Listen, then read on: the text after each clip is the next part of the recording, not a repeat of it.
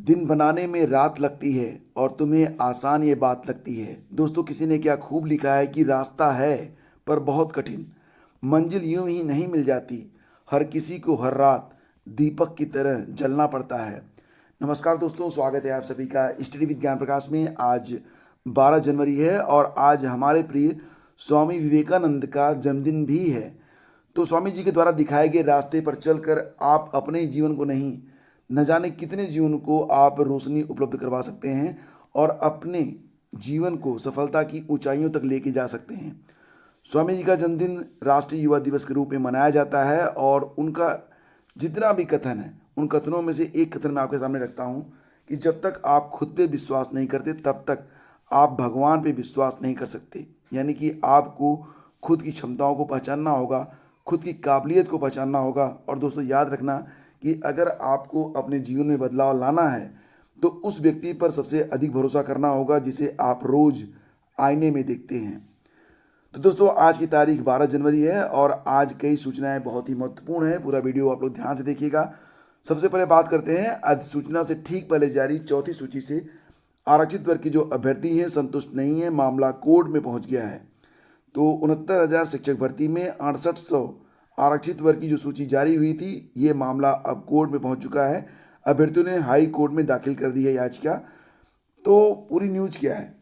परिषदीय प्राथमिक स्कूलों में 69,000 सहायक अध्यापक भर्ती के अभ्यर्थियों ने आरक्षित वर्ग की गलत तरीके से 6800 पदों पर भर्ती प्रक्रिया रोकने की मांग लेकर सोमवार को हाईकोर्ट में याचिका दाखिल कर दी है। इस बात की जानकारी मैंने इसके पहले भी आपको उपलब्ध करवाई थी कि जो अभ्यर्थी हैं वो याचिका दायर कर सकते हैं।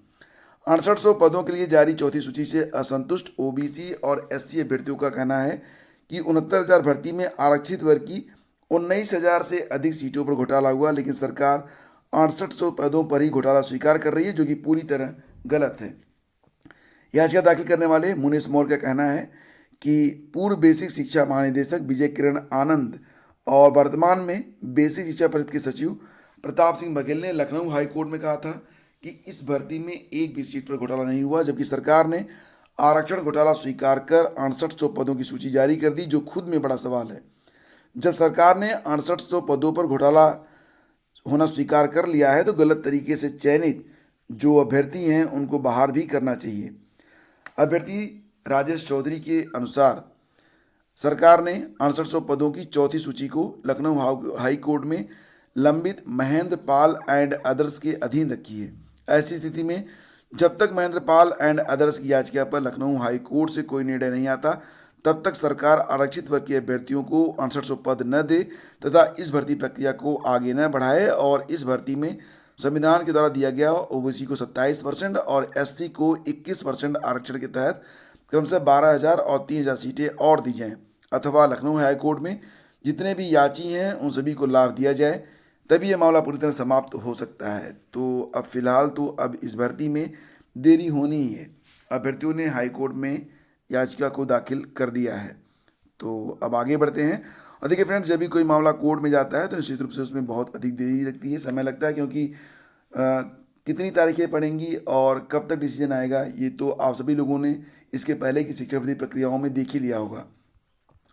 आगे बढ़ते हैं। टीटी का प्रश्न पत्र आज नहीं आएगा, क्योंकि आपको पता होगा कि टीटी के प्रश्न पत्र के साथ ही आपको फ्री पास भी दिया जाना था। तो फ्री पास के लिए अभी कुछ कार्य शेष रह गया है और आपका जो टीटी का ये एडमिट कार्ड होगा ना, उसी के साथ आपको टीटी का फ्री पास भी मिलेगा, यानी कि आप फ्री में यात्रा कर पाएंगे बस वगैरह से। तो इसी वजह से 23 जनवरी को जो प्रस्तावित है परीक्षा यूपी टीटी की, उसके प्रवेश पत्र आज जारी नहीं हो रहे हैं। प्रवेश पत्र 1-2 दिन में जारी कर दिए जाएंगे और कार्यालय ने जिलेवार केंद्रों की सूची को अंतिम रूप भी दे दिया है। तो प्राथमिक में 12,91,629 और उच्च प्राथमिक में 8,73,553 अभ्यर्थी जो हैं वो पंजीकृत हैं। अभ्यर्थियों के स्कैन किए हुए फोटोयुक्त उपस्थिति पत्रक केंद्र व्यवस्थापकों को 17 जनवरी तक भेजे जाएंगे। डबल लॉक में रखने के लिए प्रश्न पत्र और ओएमआर सीट 20 जनवरी तक जिला मुख्यालयों को उपलब्ध कराया जाएगा और 23 जनवरी को परीक्षा होगी। इसके बाद 27 जनवरी को उत्तरमाला वेबसाइट पर आ जाएगी। तो ये पूरा का पूरा कार्यक्रम मैंने आपको बताया और यूपी टीटी को लेकर आप लोग बिल्कुल तैयारी करते रहें। आपको सर्वश्रेष्ठ प्रश्नों के लिए प्रैक्टिस सेट भी उपलब्ध कराया जा रहा है। तो जो पहला सेट है वो चैनल पर अपलोड कर दिया गया है, जिसका लिंक वीडियो के डिस्क्रिप्शन में है, जाकर तुरंत वॉच कर लीजिए और देखिए कि कितने प्रश्नों के उत्तर आप दे पाते हैं, क्योंकि ये मोस्ट इंपॉर्टेंट क्वेश्चन हैं, हर बार या लगभग लगभग बार बार पूछे जाते हैं। आगे बढ़ते हैं। देखो यहाँ पर एक न्यूज है द इंडियन एक्सप्रेस की। दिल्ली सब ordinate service selection board DSSB के कैलेंडर के मुताबिक जो DSSB PGT की वैकेंसी है, इसका विज्ञापन 1 फरवरी तक जारी हो सकता है। और परीक्षा कब होगी? तो अप्रैल में परीक्षा होगी, ऑनलाइन परीक्षा होती है। ये आप देख सकते हैं, कैलेंडर है और 2022 का। इसमें आप नीचे आइए तो PGT और लेक्चरर की पोस्ट हैं, Hindi, history, political science, economics, geography, mathematics, commerce, physics, chemistry, biology, sociology, home science and physical education. तो 1 फरवरी से लेकर 5 फरवरी के बीच में इसका जो एडवर्टीजमेंट है वो जारी हो जाएगा, इसको देखिए। और जो परीक्षा होगी वो 1 अप्रैल से 30 अप्रैल के बीच में करवाई जाएगी। तो विषय कौन कौन से होंगे, ये आपके विषय हैं। ये DSSB PGT का नोटिफिकेशन है जो कि जारी हो सकता है 1 फरवरी को। तो ये पूरी सूचना है DSSB के बारे में। आप लोग बिल्कुल श्योर रहें, DSSB के बारे में वीडियोस, सिलेबस और अन्य जानकारियाँ मैं आपको समय समय पर उपलब्ध करवाता रहूँगा। तो फिलहाल बात करते हैं अब एक बहुत पुरानी भर्ती के बारे में। 2011 में 72,825 शिक्षक भर्ती का विज्ञापन जारी हुआ था। UPTT की परीक्षा भी हुई थी पहली बार 2011 में ही। तब प्रदेश में बसपा की सरकार थी और इसके लिए जो भर्ती प्रक्रिया शुरू हुई उसमें TT के अंकों को मेरिट का आधार बनाया गया। 2012 में सरकार बदल गई थी, सपा की सरकार आई थी। सपा ने क्या किया था कि एकेडमी को लागू करते हुए नया विज्ञापन जारी किया था। आवेदन भी लिए गए थे, मामला कोर्ट में गया था और सपा सरकार के द्वारा जो विज्ञापन जारी किया गया था उस पर मुझे याद आ रहा है कि जनवरी का ही महीना था और काउंसलिंग भी स्टार्ट हो गई थी। शायद 4 जनवरी की बात है, ये 4 जनवरी 2012 की बात है या 2013 की बात होगी, याद नहीं है ठीक से, लेकिन ऐसा ही कुछ था। तो काउंसलिंग भी स्टार्ट हो गई थी, लेकिन उसी दौरान दोपहर में न्यूज आ गई कि काउंसलिंग को रोक दिया जाए, क्योंकि जो पुराना विज्ञापन था जिसे मृत घोषित किया गया था उसे हाई कोर्ट ने फिर से जिंदा कर दिया था। अंततः ये जो भर्ती हुई थी वो UPTT के अंकों के आधार पर हुई थी, लेकिन जो एकेडमिक के लिए जिन्होंने आवेदन किया था तो उसमें बहुत बड़ी संख्या में लगभग 290 करोड़ रुपए के लिए देकर लोगों ने, अभ्यर्थियों ने आवेदन किया था। ये पैसे वापस किए जा रहे थे, लेकिन अभी तक ये पैसा वापस नहीं हो सका है। हालांकि 72,825 एकेडमिक भर्ती को लेकर अभी भी अभ्यर्थी सक्रिय हैं। सुप्रीम कोर्ट में याचिका भी दायर हुई है कि पैसे वापस नहीं किए गए हैं और जो अभ्यर्थी इस भर्ती में आवेदक थे उनकी एज ओवर एज हो चुकी है, तो उनको भी नियुक्ति मिलनी चाहिए। तो इसके लिए बड़े स्तर पर प्रयास भी हो रहे हैं और एक टीम भी गठित की गई है। सोशल मीडिया पर जानकारी हमें मिल सकती है और इसके बारे में समय समय पर मैं भी आपको बताता रहता हूँ। फिलहाल इस पर एक याचिका सुप्रीम कोर्ट में भी, यही जानकारी मैं आपको दे रहा हूँ। न्यूज़पेपर में ऐसी जानकारियाँ नहीं मिलती हैं। तो देखते देखते 5 साल बीत गए, लेकिन बेरोजगारों को खुद के 289 करोड़ रुपए में से चवन्नी वापस नहीं हुई। बेसिक शिक्षा परिषद ने 23 जनवरी 2019 तक अभ्यर्थियों को फीस वापसी की बात कही थी, लेकिन देखो विभिन्न कारण रहे कि फीस वापस नहीं हो सकी। कुछ डायट ऐसे रहे जिन्होंने अपने मतलब कितने लोगों को वापस करना है, कितना बजट जो था वही नहीं दिया, तो धन का आवंटन सरकार नहीं कर सकी।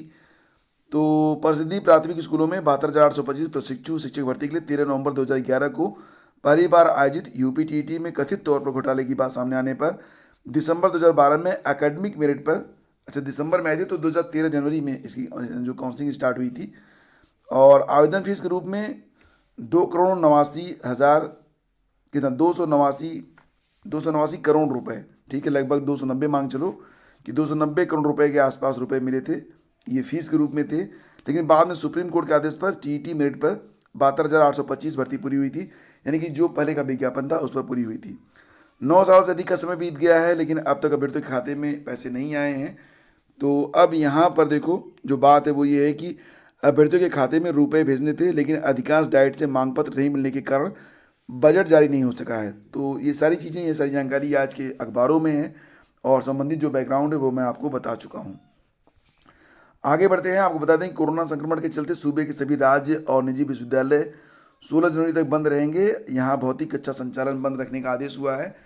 सचिव परीक्षा नियामक प्राधिकारी ने भी सभी राजकीय और निजी डीएलएड संस्थानों में भौतिक कक्षा संचालन बंद करने का आदेश दिया है। सभी संस्थानों को ऑनलाइन पठन पाठन का निर्देश दिया गया है। सचिव परीक्षा नियामक प्राधिकारी अनिल भूषण चतुर्वेदी ने इस संबंध में सभी उप शिक्षा निदेशक, प्राचार्य, जिला शिक्षा और प्रशिक्षण संस्थानों को भी आदेश जारी किया है। तो अब जो परीक्षाएं होंगी वो तो होंगी अपने समय पर, लेकिन जो पढ़ाई होगी वो ऑनलाइन होने वाली है।